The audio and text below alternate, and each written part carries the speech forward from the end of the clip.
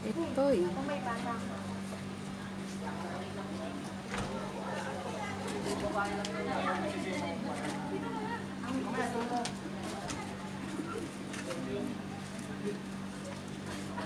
Ito ang dito.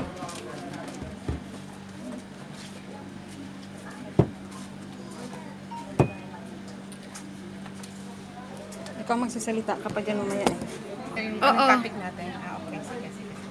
Wait, try. Hello everyone! I'm going to invite you to watch my video or my YouTube channel, which is Halo Halo Special. And today I'm going to present to you Father's Day.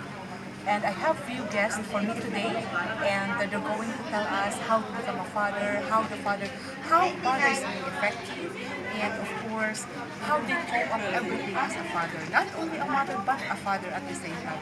And you're going to find it out only here in Halo Halo Special, MRS EXB 123-8161. And I'm always be with you, this beautiful Lalo Lady.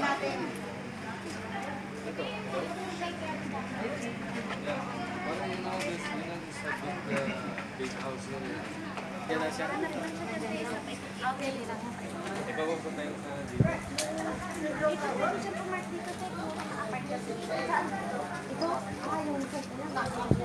Asan na?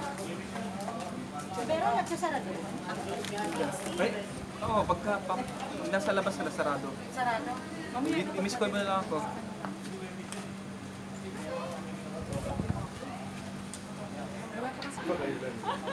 Hi everyone, I would like to invite you all to my YouTube channel, which is Halo Halo Special. And today, I have few guests with me, and I'm going to present to you the Father's Day presentation. Actually, this is it, Father's Day. And I'm going to present to you 4 fathers today. We're going to ask them how to become a father and how the father it will be. And now, we're going to start with my first guest. And before that, I would like to invite you all to watch, to like, and subscribe my YouTube channel, Halo Halo Special. And my first guest is, let me remove this one, I couldn't read it. Mr. Jerry, and he is from San Pablo City, and he was working in Saudi Arabia for almost 6 years, and 16 years here in UAE, Dubai. Please welcome Mr. Jerry. Hello, Mr. Jerry. Wala po. Okay, have a seat. And our next guest for today, he is Mr. Alvin, and he is from Palawan, one of the most beautiful places in the Philippines, Palawan. And he was working, or he is presently working for almost 4 years now here in the UAE. Mr. Alvin, where are you? And one more. We have Mr. Severo, and he is working for almost like 17 years in UAE, and he is from Bicol region, Bicolano, Moragon. And one of our guests also, he is from Novaliches, for almost 10 years working in UAE, Dubai. Let's welcome Mr. Jamil.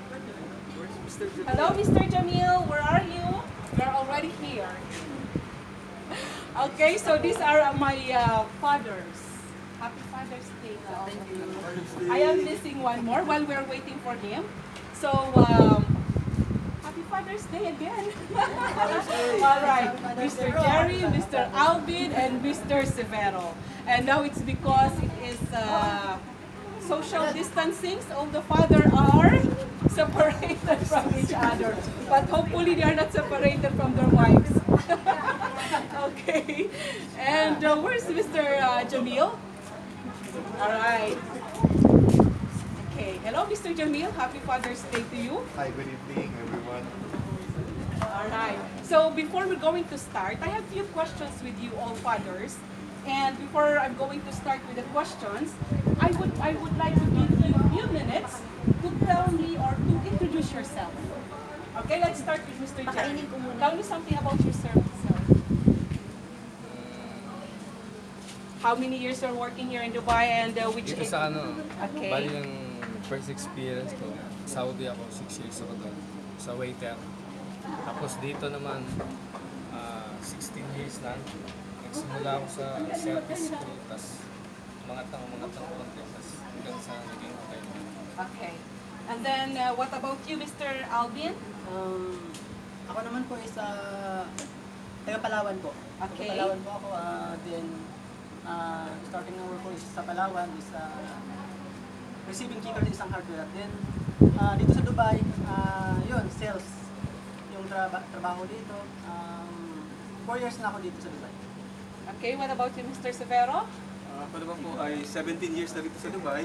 Wow. From Dubai Police and working as a staff nurse. Yes. And I am happily married for 7 years with one child. One son, Saber, Rashid. Hopefully, only one. No other one. Okay, what about you, Mr. Jamil? Ako nga po pala si Jamil din, taga Pangasinan. More than 20 years na sa UAE. Since work ko dito, iba-ibang klase. Yes. Okay, thank you so much. And before anything else, I'm going to start with, I have a few questions here, okay? So that our viewers will understand how the father's working from outside your country. And then how do they feel that you are separated with your family, or your family is here with you, especially now that we have the pandemic. So this is the most important to know. I know all of us is, we don't feel that much like before, normally. So my first question, so you can answer one by one to this one. My first is, it's not about the pandemic yet, but what was one of your favorite things about being a dad? Mr. Jerry, for being a dad, what is one of your favorite things as a dad? Yung nandun lahat eh. Kung ba, nung simula nung maging tatay ka, karamdaman mo na lahat yung gaano ka-importante yung pamilya. Yes, yung happiness, kasi you have already a son or a Kahit daughter. mahirap. Yeah. Malakas na loob mo dahil para sa pamilya. So you will do everything for your family. Yes, so what about you, Mr. Alvin? Para naman sa akin is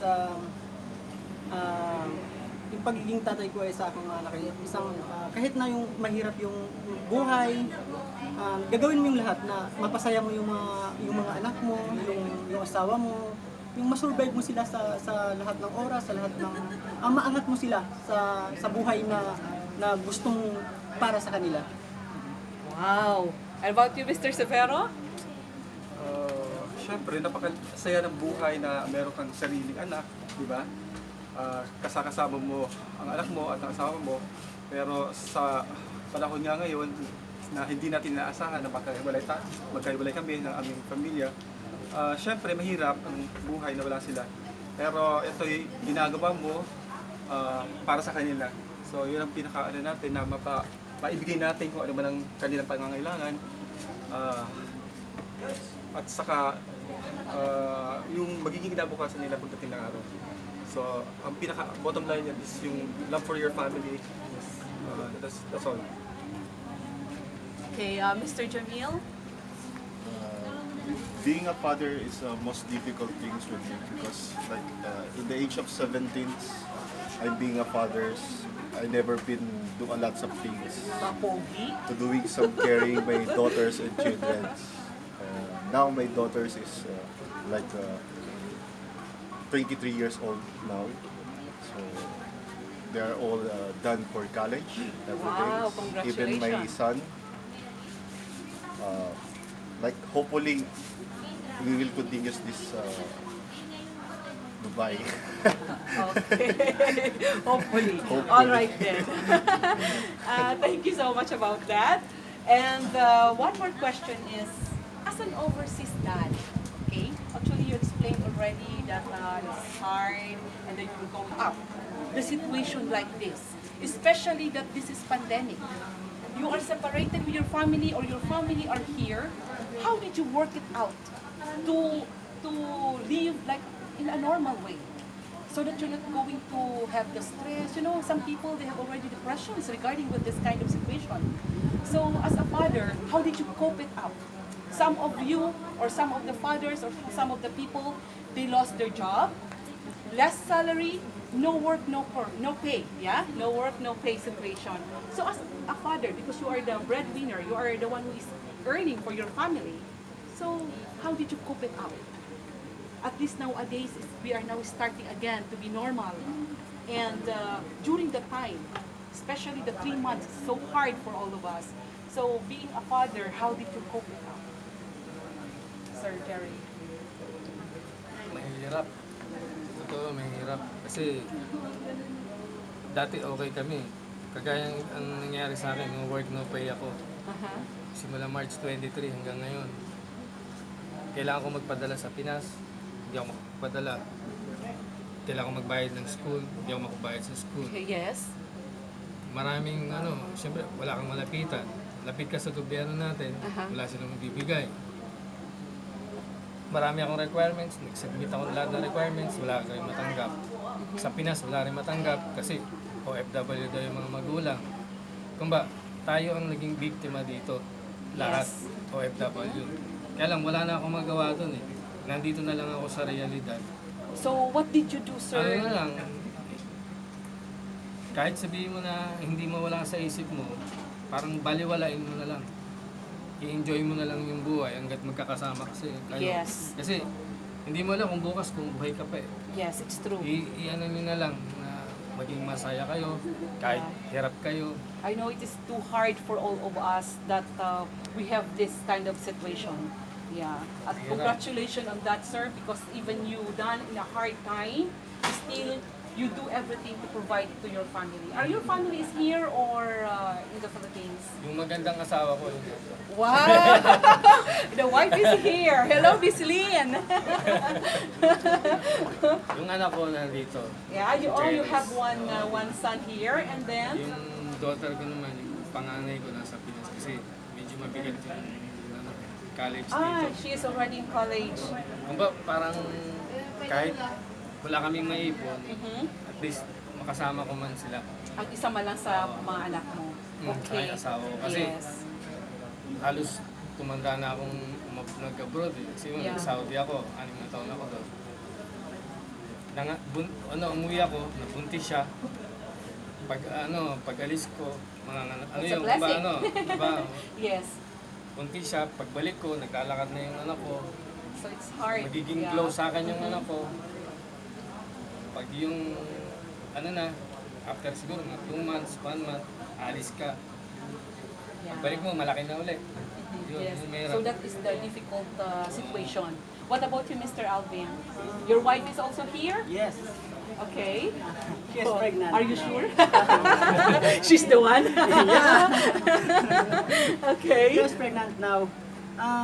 Is that your first child or for third one? Yeah, So you third mean that your 2 children also is in the Philippines? Yes. So how you cope it up, sir? That you are separated with your children.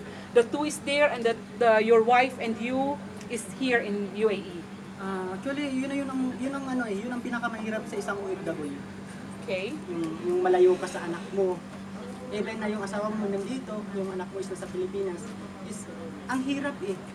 Oo. Lalo sa pandemic ngayon, kagaya ng sabi ni Kuya, na no work, no pay, walang trabaho, 3 months, walang trabaho, paano mapapadalahan ng pera yung mga pamilya sa Pinas, yung anak niya sa Pinas. Napakahirap lalo pandemic ngayon, di ba?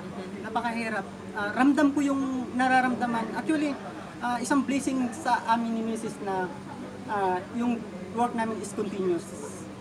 Hindi binabawasan yung salary. Yeah. Actually, I already resigned. Yes. So Now, because kailangan kong umuwi sa Pilipinas kasi Why, sir? naghahanap na yung mga anak ko. The Naghahanap na ng children, attention, yes. yes. Yeah. Naghahanap na sila ng attention. Tapos tanong na lang sila ng tanong sa amin kung kailan uwi nyo, kailan kayo magpo-for good dito sa amin. Kaya nag-decide kaming dalawa na umuwi ako. okay. Then yung si Mrs. ko is continue yung trabaho niya dito pero tatapusin na lang niya yung kontrata niya. Then pauwi Alright. na din. And then you will stay in the Philippines for good. Yes. Yeah. Actually, pinakamahirap talaga, yung malayo ko sa pamilya Correct. mo. Oo. Especially the guidance for the children if they are Yes. growing up. That is the most important Yes. there. Yeah. Okay. Thank you. What about you, Mr. Severo? Sa akin naman, dahil nga sa social media, so napapabilis po yung ating communication, may connection tayo sa family natin, though nasa Pilipinas na ang aking mag-ina. So, yun naman ang maganda. And then, ako nga po, isang frontliner bilang nurse na naapektuhan din, naging COVID positive ako last time. So for 2 months I was in isolation. I don't have a constant communication with my family before, but this time we already have our open communication just because of I'm already outside. And yun na nga po, sa akin wala kang problema dahil may trabaho naman ako, nasa gobyerno ako. So tuloy-tuloy yung aking So ang nakakalungkot nga po dyan dahil sa marami pong tao talaga naapektuhan. So pati rin naman ako naapektuhan kasi yung mga kasama natin sa trabaho, yung sa bahay, yung iba mga walang trabaho. So pati naman tayo naapektuhan dahil sa nangyayari sa ngayon. So yun na po. Okay, what about you, Mr. Jamil? How you cope up the situation now that it is pandemic? I know that your children already grown up. They have their own life already, as you said a while ago that they already finished college. Some of them are still, but they're already big enough. So, as a father, how did you cope it up? That the situation of the pandemic, that you are separated with your family. You know, this is very. Gaya nga ng sabi nila, lahat naman tayo talaga at least ramdam natin yung pandemic na nangyayari sa atin sa bansa. Sa tungkol naman sa kalungkutan, talagang sinakripisyo na namin maging malungkot, makatapos lang ang mga anak namin at mapatapos ang magagandang pag-aaral.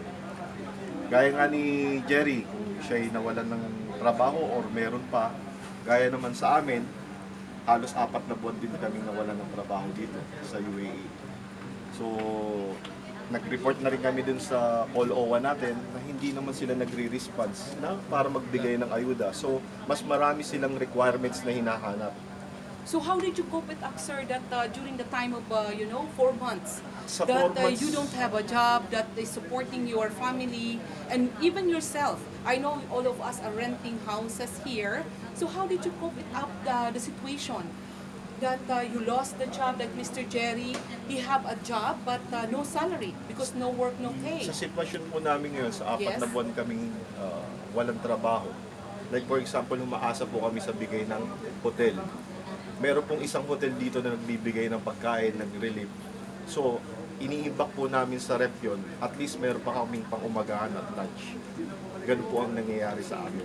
So, sa pambayad po naman ng bahay, minsan, nakukuha ko po sa driving ko, sa pagka-car lift, tapos sa mga ibang paraan na hatid sundo, sa kabutihang palad ng mga ibang kababayan natin, nagbabayad naman po sila.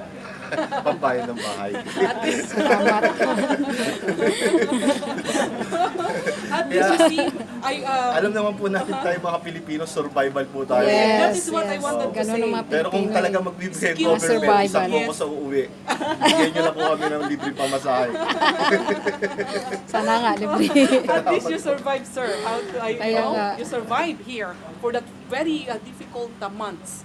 From starting March until presently. Correct. We are just starting up to climb up again in the ladder. Totoo To po go yan. up. Yes. I know. Now I see on your faces how the sadness that you feel during the pandemic. But I'm very proud to all of you. Why? You cope up without any inhibition. Still, you got your strength and courage to become the best father ever to your family. Okay.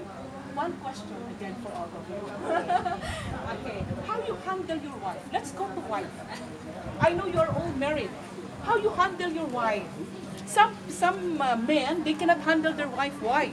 They're too much gr gr gr gr. In Arabic, they say too much gr gr gr gr gr gr gr. Para marinig mo ligalig. Miss Lynn, Mr. Jerry is asking you. Okay, so how you cope up to how you handle your wife? Di pag mahal mo yung tao, gagawin mo lahat. Yes. Ngayon lang yun. Okay. Pag minahal mo siya, in-embrace mo lahat pangit at maganda. Sa ugali niya, yung ganito. Kasi kahit ako, hindi naman ako perfectong tao. Eh. Correct. Marami akong pagkakamali sa kanya. Uh-huh. Kaya may pagkamali siya, tanggap na. Saka matatanda na rin naman kami. Kumba, kilala na namin isa-isa. Siyempre, minsan talaga, pag yung kasalubungan kayo ng galit. Kasi, Yes. nagkakasalubong dahil may problema eh. Ano pong ginagawa mo, sir, pag galit na rin si Mrs. and then galit na din po kayo? And then, what do you do so that it will not erupt like a volcano? Because usually it happens. Hindi kasi ang kadalasan ng babae, hindi naman nagpapatalo eh. Hindi nagpapatalo eh. Gagawin ko Ouchie, ouchie! Oo. Ang haba lang ang haba eh. Ang haba lang ang haba eh. Tatahimik na lang ako. Alright. Yun na lang sa akin. Oh, that's good. Ikaw po pala nagbibigay ng leeway to your wife. Hindi kasi hahaba lang eh. Eh, hindi naman magpapatalo din eh. Hindi magpapatalo yun. Hahaba lang ng hahaba. Oh, it seems that more women are like that. They always want to, not to win in the argument, but they wanted to pursue what they wanted to do so. What about you, Mr. Alvin? You do the same way or you do punching back to your wife? Para naman sa akin is, siyempre, once na nagkaroon ka na Yeah. ng pamilya, nagkapamilya kasi ako is bata pa. Okay. I'm 22 years old, din my wife is 17 years old. Wow. Yes. Mahirap. Mahirap siya, sobrang hirap. Pero yung tumanda na kami, yung umidad na kami is nagkaroon ng yung kung mahal mo talaga yung Tao. asawa mo, Yes. isang tao, gagawin mo yung lahat eh. Correct. Mapabuti lang yung pamilya mo eh. Yes. For example, yung sinasabi yung pag nag-away na kayong dalawa, di na parang punong-puno na, Mhm. ako naman is Nagalaylo. naglalaylo. Lalaylo ako. Lalo ngayon is yung misis ko is pregnant. Buntis siya ngayon is 6 months. Ako nagluluto. Wow. Ako naglalaba. Wow. Hindi ko pala na-idagdag yun. Naglalaba. Ako na ngayon What tigasan a sa lucky bahay. wife. Ako naglalaba yan. Sayang. Pero, May washing machine kasi kayo. May washing machine. May washing machine daw kasi, sir, eh. ganun ko naman yung misis ko. Kasi ayaw kong mahirapan eh. Buntis ba? Kahit sino Yes. man eh. Yung isang bahay pag buntis. Correct. Ramdam din natin yung paghihirap niya eh. Kasi sa laki ng tiyan niya, ang hirap niyang kumilos. Kaya ang Yes. lahat ng gawain niya, actually na-realize ko nakaraang araw kasi naglaba ko ng mga lamping kasi kailangan i-separate na, iayusin na. Sabi ko, ganito pala kahirap maglaba, sabi ko sa kamay.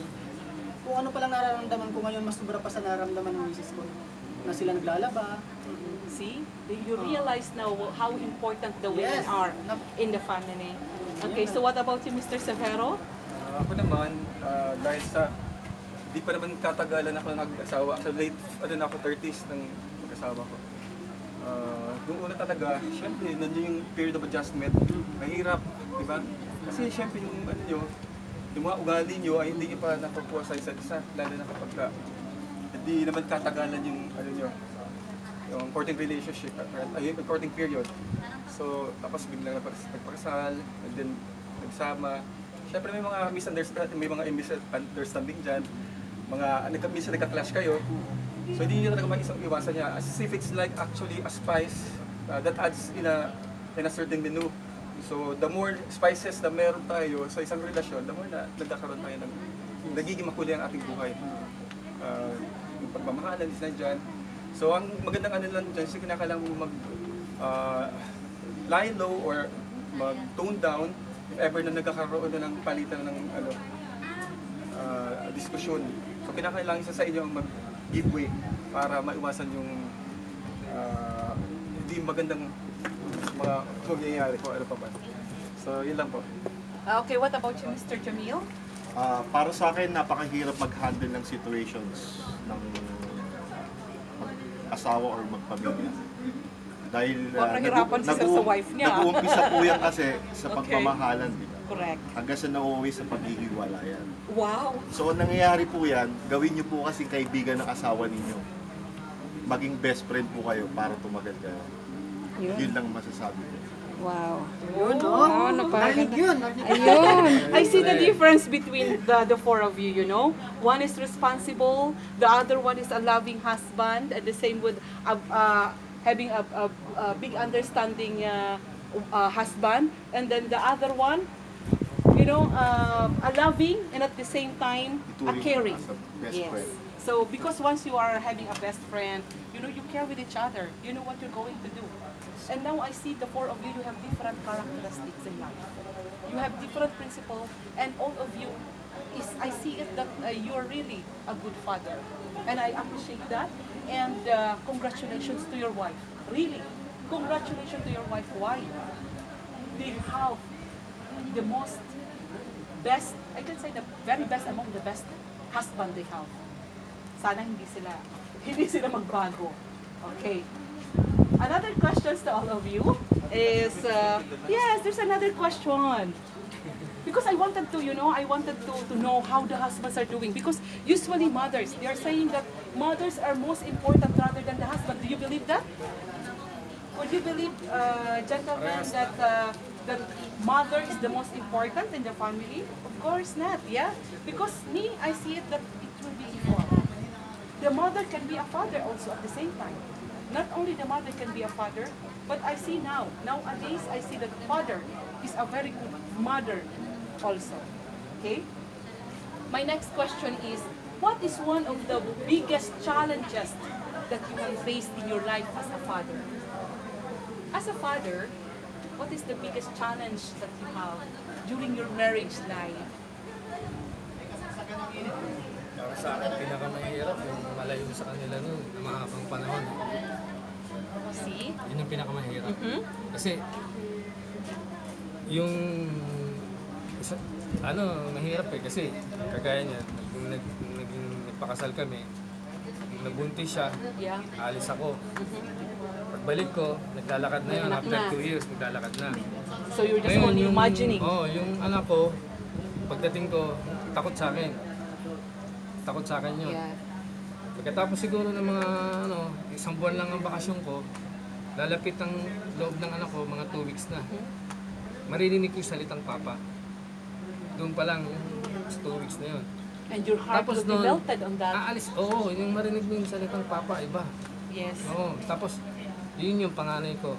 Tapos nung aalis ka na uli, yun ang pinakamabigat, yung aalis ka. Tapos, another 2 taon na naman yun. Hanggang sa tumagal ng tumagal. Hanggang sinasabi ko, last na. Kaya lang yung last na yun, hindi matitigil. Kumba, pag nakikita mong kailangan pa, parang hindi uso yung salitang pagod ka na. Okay. Sabi ko yung tatay. Parang gano'n, wala. Didiretso. Yun ang pinakamahirap sa akin. Kakalungkot Yung nga malayo. talaga yun. Malayo, Yung mapalas. okay. So what about you, Mr. Alvin? Your wife is here, your children were there in the Philippines. So, Ang pinaka-challenge sa akin, yun mahirap yun. Mahirap yung malayo ka sa family, sa anak mo. Actually, yung pinaka-challenge na dumating sa akin is yung nag-asawa kayo ng bata pa. Then, for example is, yung magkaroon kayo ng yung magkaroon ng away.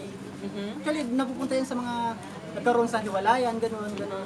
Pero actually, kung nagkaroon man kami ng hiwalayan is, alam ko na may nagpabago sa akin. May nagpabago sa akin. Yung tinuruan ako na ayusin ko yung family ko, yung lahat ng kamalian is tuwid ko. Oo. Yun ang pinakamalaking challenge sa akin na yung lumapit ako kay God. wow. Yung lumapit ako sa kanya, Yes. na binago niya ako. Na magiging, kung ano man yung mga kasalanan ko noon sa family ko is, binago niya. Pati ako, binago niya. Kaya, para sa akin is, yun ang pinakamalaking challenge sa buhay ko na yung family ko is inayos ko lahat. Yes. What about you, Mr. Severo? What Parpares na rin lang naman siguro. Dahil sa what is the sa- challenge? You told us a while ago that you get married a little bit late. So what was the challenge in your life that you experienced during your married life?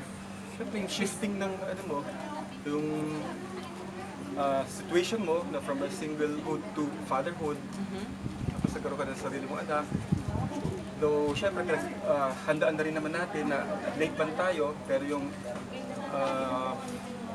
kinabakasan naman ng magiging anak ko is pinaghandaan ko na. So yun na rin naman. At this time, ang very challenging part sa akin is yung paano ako mapabilis yung aking pagbalik sa Pilipinas, makasama ko na sila. Kinakailangan lang natin talagang gawin ko, pagsakripisyo para sa kanila. at makasama na nga natin sila dating na araw. What about you, Mr. Jamil? Pinakamahirap sa akin siguro yung hindi ko naranasan na paluin ang mga anak ko. Dahil sa tagal ko dito sa UAE, hanggang sa lumaki sila. Hindi ko Oo nga naramdaman naman, na sir. bilang isang magulang Yes. ako na nakapalo man lang sa mga anak ko. Pasalamat ako na hindi sila lumaki na barumbado o mapalasagot sa magulang. Pasalamat ako naging mabuti sila. Yun lang. Mabuting mga bata. At nagtapos sila ng pag-aaral, Nakatapos sir. sila sa Can you pag-aaral. imagine that you are here? You should be the one who will discipline your children. But you were outside of the country. And look at your children. They finished their college, their schools, and then now they're starting to find their own life. Starting their, having a new life and a journey to their, to become an adult now. Okay, so let's have a question here, like a little bit an ad lib. I'm going to ask you, Mr. Jerry, but you need to answer me fast. Lights on or lights off? Lights on or lights off? You said lights off. What about you, Mr. Alvin? On. I didn't say that.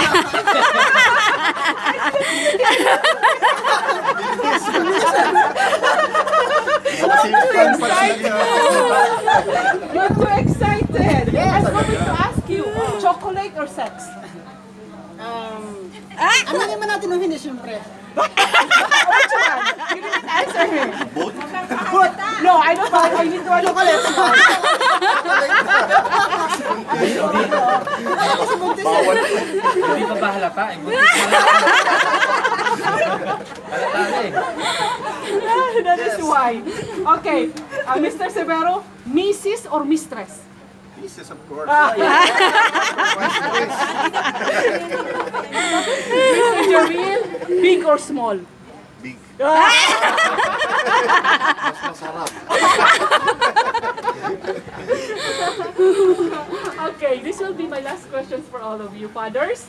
And what is a piece of advice that you can give to the future father and also the fathers right now that are listening or watching our show for today?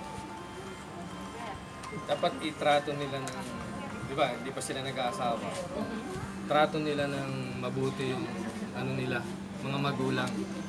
Kasi experience ko na pinagsisihan ko nung bata ako. Kasi bunso ako eh. Kung ba spoiled ako eh. Kung ano yung gusto ko makuha ko. Kahit nakikita ko yung nanay ko na hindi niya kayang ibigay. Siyempre magulang, nakikita ko yung nanay ko, dudukot siya ng pera, bigyan lang ako. Naisip ko nung nagkaanak ako, nung lumaki na ako, sabi ko mali yung ginawa ko sa magulang ko, nung pagiging spoiled ko. Kaya nung nagkatrabaho ko, bumawi ako sa nanay ko.